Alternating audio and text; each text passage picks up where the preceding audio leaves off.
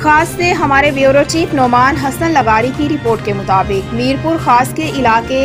Rewachand garden के रिहायशी नशे में धुत अहमद खोखर, उसके भाई पप्पू, उसकी बहनों ने मजदूर दिहाड़ीदार रिक्शा चलाने वाले शकील अहमद भट्टी के घर पर लाठियों और ईंटों से हमला कर दिया।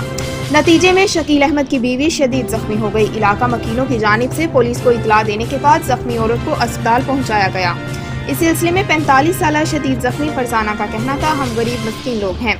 गुर्बत के बावजूद भी अपने घर बैठे हैं, किसी से फरियाद नहीं कर रहे, लेकिन मज़कूरा जालिम मुल्जिमान ने मासूम बच्चों के झगड़े को जवास बनाकर अहमद खोखर, उसके भाई और उसकी बहनों ने घर पर लाठियों और ईंटों से धावा बोल दिया, जिसके नतीजे में मेरा सर कई जगहों से फट गया। पुलिस ने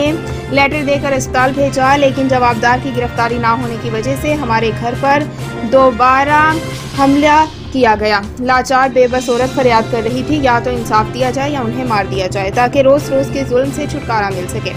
इस सिलसिले में सिविल अस्पताल के मेडिकल ऑफिसर ने बताया कि औरत बहुत ज्यादा जख्मी थी, लाठियां और ईंटें लगने से जगह जगह सर फटा हुआ था, जिसकी स्टिचेस कर दी गई हैं और मजीद कानूनी कार्रवाई के लिए तफसीली मेडिकल सर्टिफिकेट जारी करेंगे।